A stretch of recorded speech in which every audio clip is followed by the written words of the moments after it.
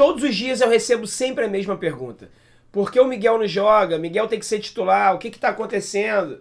E eu sempre dou a mesma resposta. O Miguel está fazendo um tour pelo Brasil, está conhecendo o Brasil todo, é relacionado para todos os jogos, porém nunca entra em campo. Nesse vídeo eu vou contar um pouquinho tudo sobre o que eu sei sobre o Miguel. A sua história, quando ele chegou no time profissional do Fluminense e por que talvez ele não esteja jogando. Depois da vinheta eu te conto tudo, fica ligado.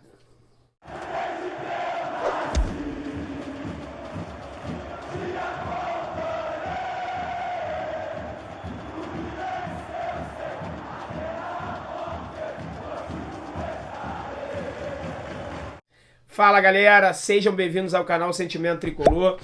Meu nome é André Luiz, sou personal trainer, tenho 40 anos, tricolor desde que nasci. Seja muito bem-vindo ao nosso canal, você que está chegando agora, está conhecendo o nosso trabalho pela primeira vez. Aperta o botãozinho de se inscrever, inscreva-se no canal, deixa um like nesse vídeo se você gostar, deixa um comentário. É uma característica muito importante do nosso canal, a interação sua com a gente. Deixa aqui um comentário, diz o que você achou sobre esse vídeo, se você concorda, se você discorda. Se você tiver alguma opinião ou informação diferente, deixa aqui nos comentários também. Vamos interagir, beleza, galera? Bom, vamos lá. Conforme eu disse aqui na introdução, todos os dias, nos comentários de todos os vídeos, seja o assunto que for, eu sempre recebo a mesma pergunta. Por que o Miguel não joga? O Miguel tem que ser o titular do Fluminense e tudo mais. Nas lives eu sempre respondo a mesma coisa. Então eu decidi fazer esse vídeo para vocês, contando absolutamente tudo que eu sei. Tudo que eu falar aqui para vocês vem de informações de dentro do Fluminense. Não existe achismo. Ah, eu acho que é... Não tem eu acho. São informações.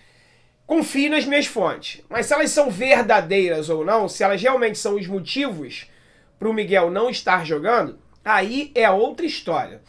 Mas você, torcedor do Fluminense, merece saber tudo o que está acontecendo lá, para a partir daí você formar a sua opinião e concordar, criticar, quem de direito, ok?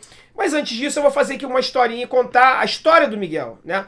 O Miguel é um garoto muito novo, ele tem 17 anos, ele nasceu no dia 23 de março de 2003, muito novo, fez 17 anos agora, em 2020.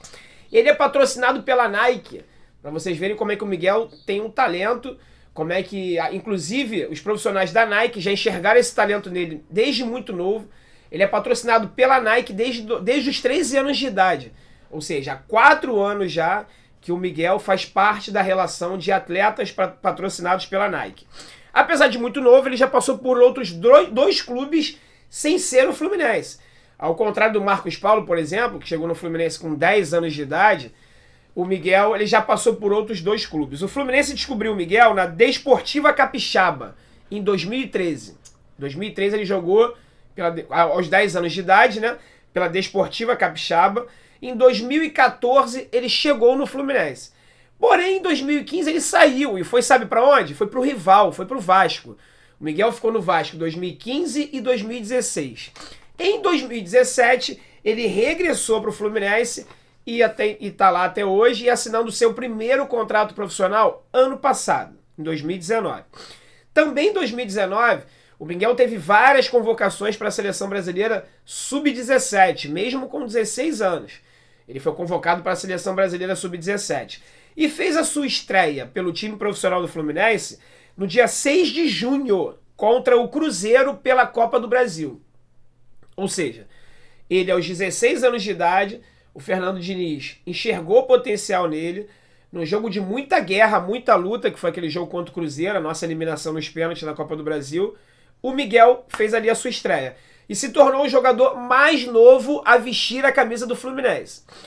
3 dias antes dessa estreia, que foi no dia 6 de junho, e aí eu acho que começa o problema, tá, galera?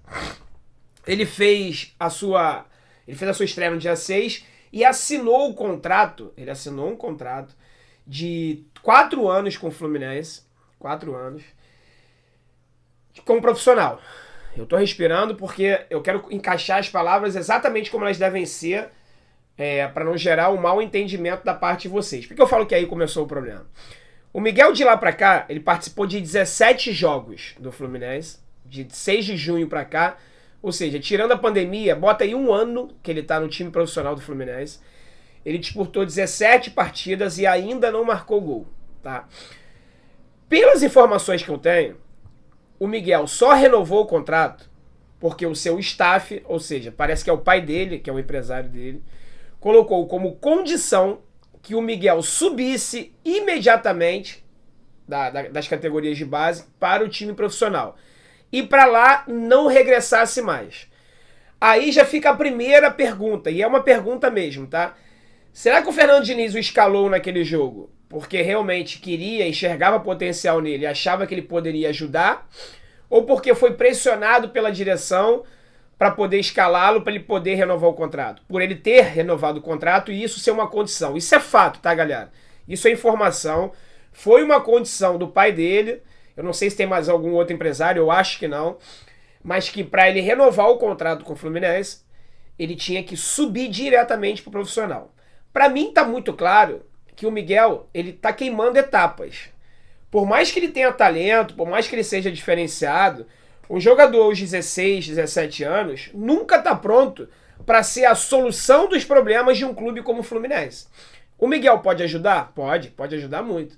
Agora, eu vejo uma ânsia na torcida de achar que o Miguel vai pegar a camisa 10, vai vestir e vai resolver todos os problemas do Fluminense. Não vai.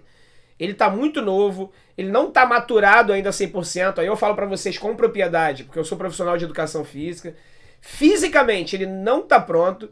E o Miguel, ele poderia, nesse momento, por exemplo, tá oscilando ali. O Miguel, ele poderia estar jogando em 4 categorias diferentes. Ele poderia estar no time sub-17, o super 17, que eu brinco sempre com vocês, jogando lá com a garotada, com o Metinho, por exemplo. Ele poderia estar no sub-20, ele poderia estar no sub-23 e ele poderia estar no time profissional. O Miguel não está em nenhuma das 4 categorias, ele não está jogando e ele está atrasando o processo dele de evolução no futebol. Mesmo com isso tudo, o Fluminense constantemente está tentando postergar o contrato do Miguel. Por quê? O contrato do Miguel termina no dia 6 de junho de 2022. Ou seja, foi no 3 de junho, perdão. 3 de junho de 2022. Ou seja, 3 dias antes da estreia dele, né? 4 anos antes da estreia dele lá contra o Cruzeiro na Copa do Brasil. 3 dias antes daquele jogo foi assinado o contrato e o contrato dele vai até 2022. Aí você fala assim, tá tranquilo então. Não tem problema, nós temos pelo menos aí quase mais 2 anos de contrato com o Miguel. Aí é que tá. Não tá tranquilo, sabe por quê? O Fluminense quer renovar com ele, o pai dele não tá aceitando a renovação, o pai dele não quer renovar. O Miguel é considerado uma grande joia dentro do Fluminense e tá sendo preparado para jogar, para virar o nosso camisa 10 em 2021. Essa informação que me passaram. O Miguel está sendo visto ele é visto como uma grande joia. Ele está sendo preparado para ser o nosso camisa 10 ano que vem, para estourar no futebol ano que vem. E aí eu vejo um acerto por um lado e erro por outro. Eu acho sim que o Miguel hoje não é a solução para os problemas do Fluminense, porém ele pode nos ajudar muito. Eu sempre falo aqui que o Miguel não está jogando porque ele não está maturado, não está pronto, isso tudo é verdade. Agora, isso não impede do Odair colocá-lo 10, 15, 20 minutos por jogo. O Miguel só entrou em campo 2 vezes nesse Campeonato Brasileiro. O Fluminense já jogou 22 jogos. O Miguel entrou em 2. E isso não tem justificativa para isso. Para pelo menos ele não entrar e não participar das partidas. Eu já ouvi algumas pessoas falarem que o Mário proibiu o Odair de escalar o Miguel. Isso para mim não faz sentido nenhum, tá? Não faz sentido. Não tem. Primeiro que eu não tenho essa informação. Não passou nada parecido com isso pra mim. Ok, não tô desmentindo quem falou, pode ser que seja verdade, deixando claro.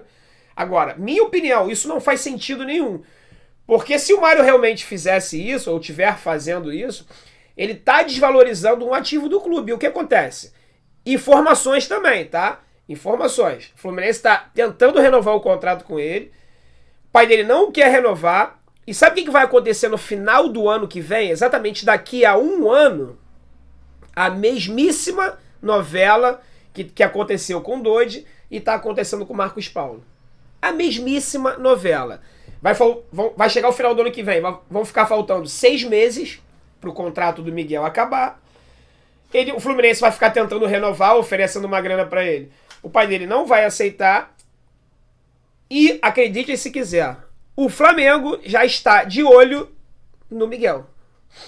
Já tem conversas, já que ele não joga no Fluminense, ano que estão em 2022 ele vai para o rival. Então já existe essa pressão interna dentro do Fluminense envolvendo o Miguel com quase 2 anos para acabar o contrato dele. Então eu não acredito que o presidente do Fluminense, primeiro que ele influencie na escalação. Com todo respeito, eu sei que vai ter gente aqui que vai achar o contrário e tudo mais.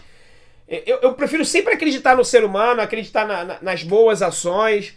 Eu não acredito que ele vai chegar pro treinador e falar assim, ó, você não vai escalar esse cara. Porque isso estaria sendo prejudicial ao Fluminense.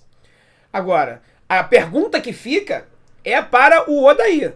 E aí eu acho que você, torcedor do Fluminense, não tem a noção da força que nós temos.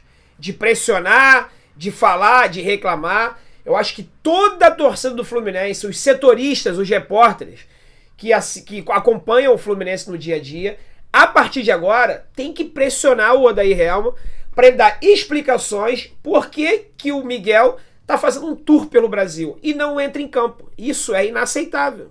Isso é inaceitável. Foram dadas chances, e são até hoje, para Felipe Cardoso, são dadas chances para Igor Julião e para outros jogadores que não têm rendimento nenhum, abaixo da crítica. E por que o Miguel não é dado? Eu ouvi falar, tá, galera? Não sei se é verdade. Foi dada a chance ele contra o Sport, que foi o último jogo que ele entrou em campo, contra o Sport, e muito mal tocou na bola. Ora, bolas, ele é colocado em campo, com o Fluminense perdendo pro Sport, e coloca o Miguel como solução, faltando 10, 15 minutos. Aí o garoto entra perdido ali no meio do jogo, frio ainda, não rende, aí por causa disso é usado a justificativa que ele não tá pronto e só vai jogar em 2021. Então pra que leva ele? Ele tá ocupando o lugar do banco de alguém que poderia entrar e ajudar a gente na partida. É inaceitável. O meio-campo do Fluminense está todo quebrado e agora não há mais justificativa para o Miguel não ser utilizado. Hoje, nós só temos 2 meias armadores no elenco do Fluminense. Ganso e Miguel. O Nenê não é esse camisa 10. O Nenê não é um jogador responsável por essa armação. Hoje eu só enxergo 2 caras que poderiam ajudar o Fluminense em campo como armador. Ganso e Miguel. O Ganso parece não querer mais nada com o futebol. Infelizmente, porque talento ele tem e muito. Agora, a postura que ele tem em campo, quando ele veste a camisa do Fluminense, deixa claro que ele não quer mais. Então o Odair só tem uma solução. E chama-se Miguel Silveira. Não para ser a solução dos nossos problemas, mas para sim nos ajudar nesse restante de campeonato brasileiro que falta. Beleza, galera? Isso é tudo que eu sei sobre o Miguel. A galera sempre me pergunta. Tudo que eu sei, eu falei pra vocês nesse vídeo agora.